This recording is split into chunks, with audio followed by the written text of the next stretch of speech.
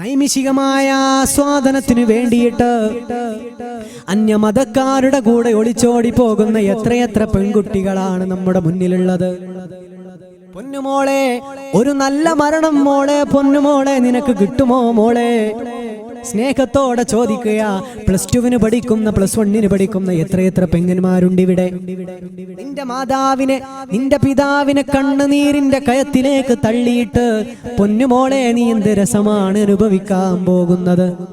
അല്ലാഹുവിന് നിന്നെ വേണ്ടല്ല മോളെ. നിന്റെ ബാപ്പാക്കും നിന്റെ ഉമ്മാക്കും നിന്നെ വേണ്ടല്ല മോളെ. എല്ലാവരെയും വലിച്ചെറിഞ്ഞുകൊണ്ട് കാമുകന്റെ കേവലം നൈമിഷികമായ രസത്തിന്റെ പിന്നാലെ നിന്റെ അസ്തിത്വത്തെ പൊന്നുമോളെ പണയപ്പെടുത്തല്ല. അങ്ങനെ ഒളിച്ചോടിപ്പോയവരൊക്കെ ഖേദിച്ച ചരിത്രമേ ഉള്ളൂ നമ്മുടെ മുന്നിൽ. ഒരു നല്ല മരണത്തോടെ ഒരു നല്ല മരണം കിട്ടുമോ പെങ്ങളെ? അസ്റായിലിന്റെ മുമ്പിൽ പൊന്നുമോളെ എല്ലാ പത്തി മടക്കേണ്ടി വരൂല്ലേ? നിന്നെ സ്നേഹത്തോടെ വളർത്തിയ നിന്റെ മാതാവ്, നിന്റെ പിതാവ്, അവരൊക്കെ സങ്കടത്തിന്റെ കണ്ണുനീർ കയത്തിലാണ്. ഈ പാവപ്പെട്ട പൂജാരിയുടെ കൂടെ ഒളിച്ചോടിപ്പോയ പ്രിയപ്പെട്ട പൊന്നുമോളുടെ മാതാവ് ഒരു സങ്കടത്തിന്റെ കത്തെഴുതിയത് ഞാൻ വായിക്കാനിടയായി.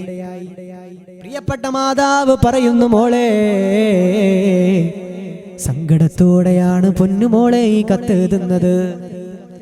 നിന്റെ അനിയത്തിയെ നിന്റെ അളാപ്പ വീട്ടിൽ നിന്നും കൂട്ടിക്കൊണ്ടുപോയി ഞങ്ങൾ അടുത്തു നിന്നാൽ അവള് കൂടെ ചീത്തയാകി പോകുമെന്ന് പറഞ്ഞിട്ടുണ്ടാണ്.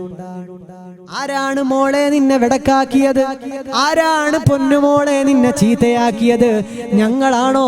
നീ ഒരു മൊബൈൽ ഫോൺ മേടിക്കണമെന്ന് പറഞ്ഞപ്പോ ഞങ്ങൾ സമ്മതിച്ചിട്ടില്ലല്ലോ. നീ ഒരുപാട് കരഞ്ഞു. ഭക്ഷണം കഴിക്കാതെ നീ പിണങ്ങിയപ്പോ ഞങ്ങൾ നിന്നൊക്കെ മുമ്പിൽ വകവെച്ചിട്ടില്ലല്ലോ. നിന്റെ മുന്നിൽ വാങ്ങിച്ചു തരാൻ ഞങ്ങൾ കൂട്ടാക്കിയില്ലല്ലോ. അവസാനം നീ വാശി പിടിച്ചുകൊണ്ട്, ഒരുപാട് വാശി പിടിച്ചുകൊണ്ട് ഒരു പ്രശ്നവും ഉണ്ടാവില്ല, അതിലൂടെ ഒരു പ്രയാസവും വരുത്തി വെക്കില്ലെന്ന് പറഞ്ഞുകൊണ്ട് ഉറപ്പ് തന്നതുകൊണ്ടാണ് മോളെ നിനക്കൊരു സ്മാർട്ട് ഫോൺ തന്നത്. ഞങ്ങളാണോ മോളെ നിന്നെ ബെടക്കാക്കിയത്? ആളുകൾ മുഴുവനും പറയുകയാണ് ഞങ്ങളാണ്, ഈ പൊന്നുമ്മയാണ് മോളെ നിന്നെ ഇത്ര മോശമാക്കിയതെന്ന് നിന്റെ കുടുംബക്കാര് പറയുകയാണ്. നാട്ടുകാരുടെ ഇടയിൽ ഞങ്ങൾക്ക് ഇറങ്ങി നടക്കാൻ കഴിയുന്നില്ല. എവിടെയും ഞങ്ങൾക്ക് വല്ലാത്ത നാണക്കേടാണ് മോളെ. ഒരുപാട് നാളായി മോളെ നിന്റെ വീട്ടിൽ ഈ ഉമ്മ കലത്തിലേക്ക് ചോറ് വെച്ചിട്ട്, ഈ അടുപ്പിൽ തീ പുകഞ്ഞിട്ട് ഒരുപാട് നാളായി പൊന്നുമോളെ പട്ടിണി കിടന്നുകൊണ്ട് ഞങ്ങളും നിന്റെ ഉപ്പയും ഞാനും സങ്കടപ്പെട്ടുകൊണ്ട് കണ്ണുനീർ വാർത്തുകൊണ്ടിരിക്കുകയാണ്. നീ ഹണിമൂണിലാ ആ പൂജാരിയുടെ കൂടെ ഹണിമൂൺ ആസ്വദിക്കുമ്പോ മോളെ നിനക്കിതൊന്നും ഒരു പ്രശ്നമല്ല. ഒരു ഉമ്മ സങ്കടത്തോടെ നെഞ്ചുപൊട്ടിയാണ് എഴുതുന്നതെന്ന് പറഞ്ഞുകൊണ്ട് പാവപ്പെട്ട ആ പൊന്നുമോളുടെ മാതാവിന്റെ സങ്കടം എത്ര വലുതാണ് ഉമ്മ. പൊന്നുമോളെ, നിന്റെ ബാപ്പായെ നിന്റെ ഉമ്മായെ കരയിപ്പിച്ചുകൊണ്ട് സങ്കടത്തിന്റെ കണ്ണുനീരിന്റെ കഴത്തിലേക്ക് വലിച്ചെറിഞ്ഞുകൊണ്ട് തോന്നിവാസത്തിന്റെ പിന്നാലെ ഓടുകയാണോ? അല്ലാഹു നമ്മെ കാത്ത് രക്ഷിക്കുമാറാകട്ടെ. UAE അത്യാവശ്യം നല്ല ബിസിനസ് ഉള്ള, നല്ല സാമ്രാജ്യമുള്ള, നല്ല തന്റെ ഇടമുള്ള ഒരു മനുഷ്യൻ, ആ പൊന്നുമോന്റെ പ്രിയപ്പെട്ട വൈഫ് അള്ളാഹുവിനെ ഭയപ്പെട്ടുന്ന, അള്ളാഹുവിനെ പേടിയുള്ള മുത്തഖിയായ ഒരു പെണ്ണായിരുന്നു. നാട്ടിലെല്ലാവർക്കും ഭയങ്കര മതിപ്പായിരുന്നു. ഈ സഹോദരൻ നല്ല മനോഹരമായ ഒരു കൊട്ടാരം ആ പൊന്നുമോൾക്ക് തന്റെ പ്രിയപ്പെട്ട ഭാര്യയ്ക്ക് വേണ്ടി ഉണ്ടാക്കി കൊടുക്കുകയാണ്. വീട്ടിൽ ഭാര്യയും 2 കുഞ്ഞുമക്കളും ഈ സഹോദരന്റെ ഉമ്മയും, അങ്ങനെ 4 പേര് മാത്രമാണ് ഉണ്ടായിരുന്നത്. ഒരു ദിവസം പ്രിയപ്പെട്ട ഭർത്താവ് വിളിച്ചുകൊണ്ട് ഭാര്യയോട് പറഞ്ഞു, പൊന്നുമോളെ, നാളെ നിനക്ക് ഞാനൊരു മൊബൈൽ ഫോൺ കൊടുത്തേക്കുകയാ. എല്ലാ ദിവസവും ഞാൻ നിന്നെ വിളിക്കുമ്പോ ഡൈനിങ് ഹാളിലേക്ക് വന്നുകൊണ്ട്, ലാൻഡ് ലൈനിന്റെ അടുത്ത് വന്നുകൊണ്ട് ഫോൺ അറ്റൻഡ് ചെയ്യൽ പ്രയാസമല്ലേ, അതുകൊണ്ട് നിനക്ക് ഞാനൊരു മൊബൈൽ ഫോൺ അയച്ചു തരാൻ പോവുകയാണ്. ഭാര്യ പറഞ്ഞു, ഇക്കാ എനിക്ക് ഫോൺ വേണ്ട ഇക്കാ, ലാൻഡ് ഫോൺ മതി ഇക്കാ. പക്ഷേ ഈ സഹോദരൻ പറഞ്ഞു, വേണ്ട മോളെ, ഒരു പ്രശ്നവും ഉണ്ടാകില്ല മോളെ എന്ന് പറഞ്ഞുകൊണ്ട് ഒരു മൊബൈൽ ഫോൺ ഈ പെങ്ങൾക്ക് വാങ്ങിക്കൊടുക്കുകയാണ്. കുറെ ദിവസം നല്ല മനോഹരമായ രീതിയിൽ ഈ സഹോദരി തന്റെ പ്രിയപ്പെട്ട ഭർത്താവുമായി ഫോണിൽ സംസാരിക്കുകയാണ്. ഒരു ദിവസം ഭർത്താവ് വിളിച്ചപ്പോ ഫോൺ സ്വിച്ച് ഓഫ് ആണ്. ലാൻഡ് ഫോണിലേക്ക് വിളിച്ചു നോക്കിയപ്പോ പ്രിയപ്പെട്ട സഹോദരി പറഞ്ഞുപോയി, ഇക്ക എന്റെ ഫോണിലേക്ക് എല്ലാ ദിവസവും ഒരു അൺനോൺ നമ്പർ കടന്നു വരികയാണ്. എനിക്കറിയാത്ത ഏതോ അൺനോൺ നമ്പർ എന്റെ ഫോണിലേക്ക് കടന്നു വരികയാണ്. അതുകൊണ്ട് ഞാൻ എന്റെ ഫോൺ സ്വിച്ച് ഓഫ് ആക്കിയതാണ്. ഭർത്താവ് പറഞ്ഞു, മോളെ അതിന്റെ പ്രശ്നമില്ല, എന്റെ നമ്പർ വരുമ്പോ, നിനക്കറിയാവുന്ന നമ്പർ വരുമ്പോ മാത്രം നീ അറ്റൻഡ് ചെയ്താൽ മതി, ബാക്കിയെല്ലാം നീ റിജക്ട് ചെയ്ത മോളെ എന്ന് പറഞ്ഞുകൊണ്ട് ആ പൊന്നുമോളെ സമാധാനിപ്പിക്കുകയാണ്. വീണ്ടും ആ സഹോദരനും സഹോദരിയും ബന്ധപ്പെടുകയാണ്. ഒരു ദിവസം തന്റെ ബിസിനസിന്റെ തിരക്കുകളെല്ലാം കഴിഞ്ഞപ്പോ UAE തന്റെ റൂമിൽ ആ പൊന്നുമോനിരിക്കുമ്പോ പെട്ടെന്നൊരു ഫോൺ കോള് കടന്നു വരികയാണ്. മറുതലക്കൽ ഉമ്മയാണ്. ഉമ്മ പൊട്ടിക്കരഞ്ഞുകൊണ്ട് പൊന്നുമോനോട് പറഞ്ഞു, മോനെ ഒന്ന് പെട്ടെന്ന് വാടാ, ഒന്ന് നാട്ടിലോട്ട് കടന്നു വാ മോനെ എന്ന് പറഞ്ഞുകൊണ്ട് മാതാവ് പൊട്ടിക്കരയുകയാണ്. എന്താണ് സംഭവിച്ചതെന്നറിയാതെ പൊന്നുമോൻ ആ UAE നിന്ന് പൊന്നുമോൻ തന്റെ സഹോദരനെ വിളിക്കുകയാണ്. സഹോദരൻ കാര്യം പറയുകയാ, ഇക്കാ നിങ്ങളെ ഭാര്യയുണ്ടല്ലോ, നിങ്ങളെ വൈഫുണ്ടല്ലോ, ഏതോ ഒരുത്തന്റെ കൂടെ ഒളിച്ചോടിപ്പോയിക്കാ. പെട്ടെന്ന് എമർജൻസി ടിക്കറ്റ് എടുത്തുകൊണ്ട് നാട്ടിലേക്ക് വന്നപ്പോ തന്റെ മാതാവുണ്ടല്ലോ തന്റെ കുഞ്ഞിമക്കളെ കൂട്ടിപ്പിടിച്ചുകൊണ്ട് പൊട്ടിക്കരഞ്ഞുകൊണ്ട് തളർന്നു കിടക്കുകയാണ്.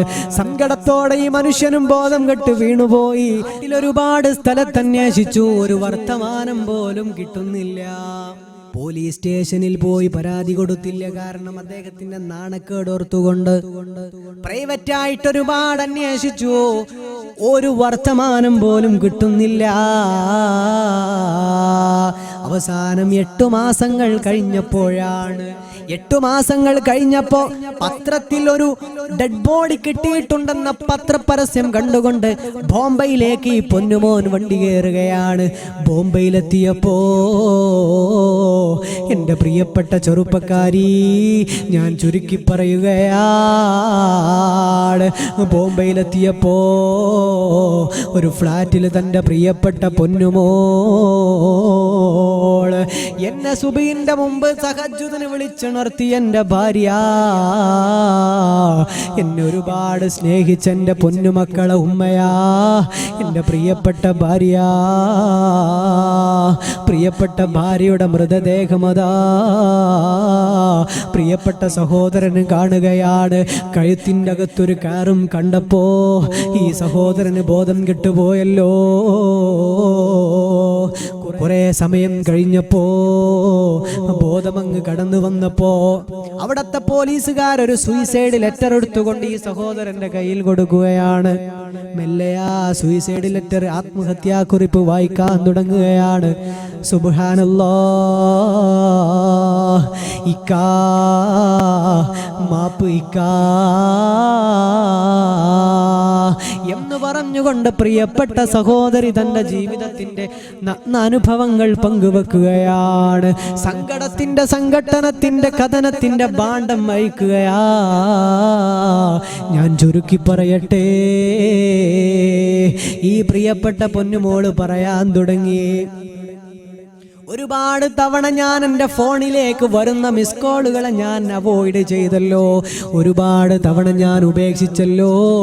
ഒരു ദിവസം ഞാൻ ഗത്യന്തരമില്ലാതെ ഞാൻ ഫോണിലേക്ക് വന്ന മിസ് കോള് ഞാൻ അറ്റൻഡ് ചെയ്തു. മറുതലക്കൽ ഒരു അന്യമതസ്ഥനാണ്, ഒരു ചെറുപ്പക്കാരനാണ്. ആ ചെറുപ്പക്കാരൻ എന്നോട് പറഞ്ഞു, ഞാനൊരു മിസ് കോൾ ഫ്രണ്ടാണ്, എന്നോട് വർത്തമാനം പറഞ്ഞാൽ ആകാശമൊന്നും ഇടിഞ്ഞു പോകൂല, ആകാശമൊന്നും ഇടിഞ്ഞു പോകൂല പെങ്ങളെ എന്ന് പറഞ്ഞുകൊണ്ട് എന്നോട് ബന്ധം സ്ഥാപിക്കാൻ തുടങ്ങി. ആദ്യഘട്ടത്തിലൊന്നും ഞാൻ വല്ലാതെ മൈൻഡ് ചെയ്തില്ല. പിന്നെ പതിയെ എനിക്ക് ആ പൊന്നുമോനോട്, ആ സഹോദരനോട് എനിക്ക് വല്ലാത്ത പ്രണയം തോന്നാൻ തുടങ്ങി. ഞങ്ങൾ തമ്മിൽ വല്ലാത്ത ബന്ധമായല്ലോ. ആ സഹോദരൻ എന്നെ വിളിക്കാതെ എനിക്ക് ഉറക്ക് പോലുമില്ല. അങ്ങനെ ഞാൻ ചുരുക്കട്ടെ, ആ സഹോദരൻ വന്നുവെന്ന് മാത്രമല്ല എന്നെ ഫോണിൽ വിളിച്ചുകൊണ്ട് പറയുകയാണ്, പെങ്ങളെ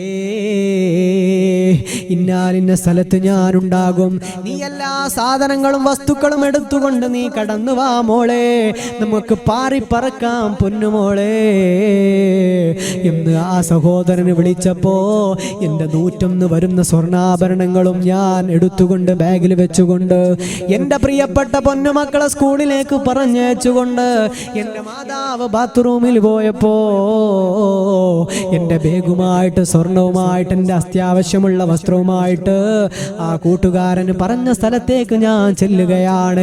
ഞങ്ങൾ ഒരുമിച്ച് ഒരുപാട് യാത്രകൾ നടത്തി, ഒരുപാട് എന്റർടൈനിങ് കേന്ദ്രങ്ങളിൽ പോയി, ഒരുപാട് ടൂറിസ്റ്റ് കേന്ദ്രങ്ങളിൽ താമസിച്ചു, ഒരുപാട് ഫ്ലാറ്റുകളിൽ ഞങ്ങൾ താമസിക്കാൻ തുടങ്ങി. ആ സമയത്ത് ഈ സഹോദരൻ, എൻ്റെ കാമുകൻ എൻ്റെ സ്വർണ്ണാഭരണങ്ങൾ ഓരോന്നായി എടുത്തുപോയല്ലോ. എൻ്റെ പ്രൈവറ്റ് അക്കൗണ്ടിലേക്ക് എൻ്റെ ഭർത്താവ് നിക്ഷേപിച്ചു തന്ന 15 ലക്ഷത്തോളം വരുന്ന രൂപയും ഈ സഹോദരൻ പിൻവലിച്ചുവല്ലോ. എൻ്റെ സ്വർണ്ണാഭരണങ്ങൾ 101 പവനും കൊണ്ടുപോയി. സുബ്ഹാനല്ലാഹ്, എൻ്റെ 15 ലക്ഷം രൂപയും ആ സഹോദരനും കൊണ്ടുപോയി. എൻ്റെ പണവും എൻ്റെ സ്വർണവുമെല്ലാം തീർന്നപ്പോ കൂട്ടുകാരൻ്റെ സ്വഭാവത്തിൽ മാറ്റങ്ങൾ വരാൻ തുടങ്ങി.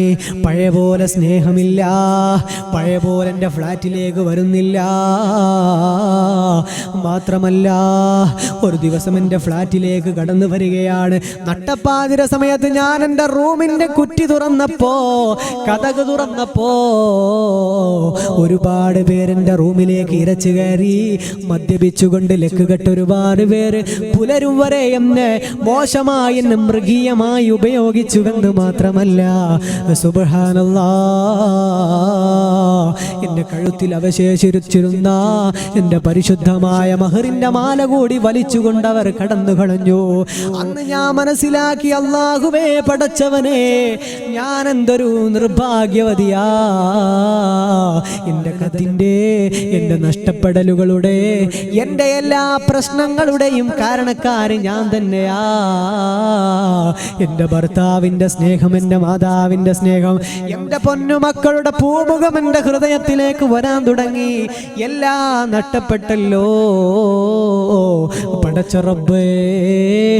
സുജൂദിൽ കിടന്നുകൊണ്ട് തഹജ്ജുദ് നമസ്കരിച്ചുകൊണ്ട് പൊട്ടിക്കരയുന്ന മോളാണ്. എല്ലാം നഷ്ടപ്പെട്ടെന്ന് മനസ്സിലാക്കിയപ്പോ, എല്ലാം എൻ്റെ കുഴപ്പമാണെന്ന് മനസ്സിലാക്കിയപ്പോ ആ പ്രിയപ്പെട്ട പൊന്നുമോള് പറയുകയാ, ഞാനന്ന് ആത്മഹത്യ ചെയ്യാ തീരുമാനിക്കുകയാണ്.